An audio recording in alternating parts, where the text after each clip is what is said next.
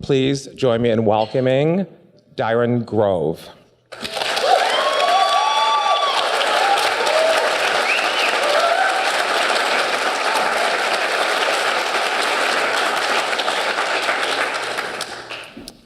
So, when I was 8 years old, I lived in Idaho with my mom, my twin brother, and my grandmother. And my grandmother had a set of rules for me. Most of them were unspoken, but heavily enforced. I was to walk like a girl, talk like a girl, hang out with girls, dress like a girl, and act like a proper lady.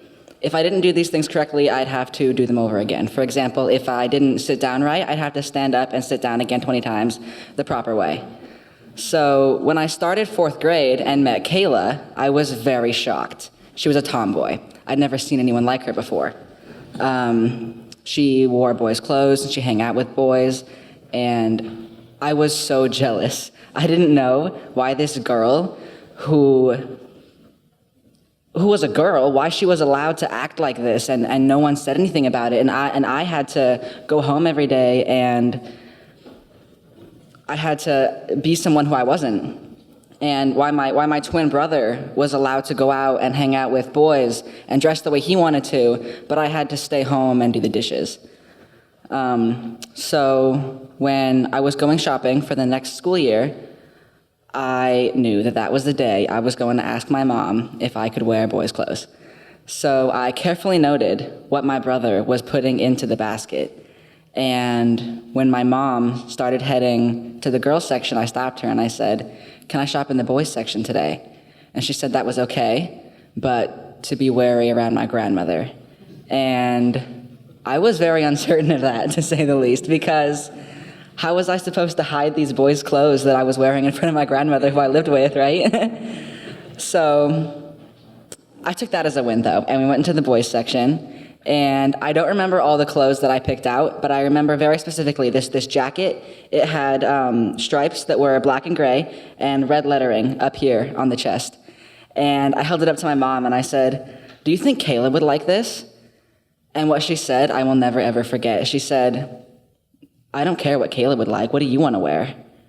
And that spoke to me so much, because that was the first time in my life anyone had ever told me and affirmed to me that I could wear what I wanted to wear and that that was okay. And I wore that jacket every day. I was very strategic with the other clothes, though, because I was uncertain what my grandma would think. I don't know if my mom talked to her before I started wearing these clothes, but she surprisingly didn't say as much as I thought she would. Every other day, I would wear boys' pants or a boys' shirt, and I slowly eased into wearing these boys' clothes more and more often. And I would get the occasional shake of her head or the unapproving look, or, "But wouldn't you look so much prettier in a dress?" But to me, this was a serious win, because I had finally started being the me who I knew I was supposed to be. But when I moved to Nevada several years later, I was suddenly afraid to wear boys' clothes more often, because I was away from her and I didn't know that I had her approval anymore, that it was okay. So I stopped. I started dressing very effeminately because I was afraid of the guilt that I felt every time I put on a boy's jacket or boy's pants or boy's shoes. Eventually, I joined a Facebook group for non-binary people because I was looking for an escape from this guilt that I was constantly feeling of needing to be someone who I wasn't seen as.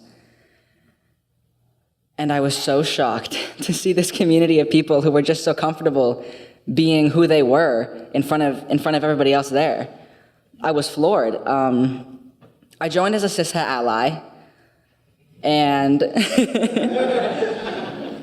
obviously, eventually came to realize that that was not me. I came out to them all as non-binary, and the community completely rejoiced. I was a non-binary family member instead of a cishet ally. And I grew very close to the group creator. Their name is Nico.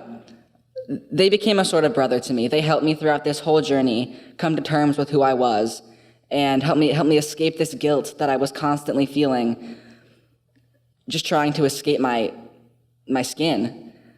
And they were so comfortable with being who they were that they gave me the opportunity to be myself, and I'll be forever grateful to them. I came out to my brother as non-binary first in real life, my twin brother, whom I mentioned earlier. And his response was less than what I expected it to be. He was very confused. He didn't understand what non-binary was and didn't want to call me by they, them pronouns. But it was strange because it wasn't like he didn't accept that non-binary existed. He just couldn't accept that I was non-binary.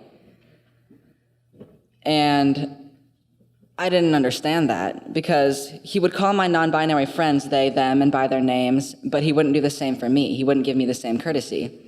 So I eventually asked him, why won't you do this for me? Why won't you call me the things that I need to be called? Why won't you affirm who I am? And he said, it's because you're not non-binary. It's because you're a boy.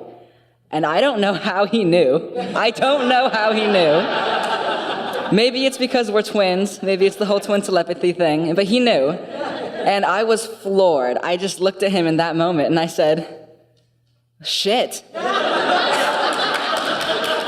You're right. And everyone in my family was completely affirming of it.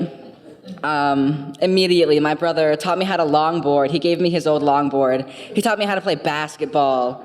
He taught me man etiquette, the bro code. He taught me how to shake up people when I first met them, because, you know, I'd never met anyone who did that before. It was so incredible to know that this online brother that I had had my entire life, I had him in real life too, and all I had to do was come to terms with who I was. Thank you.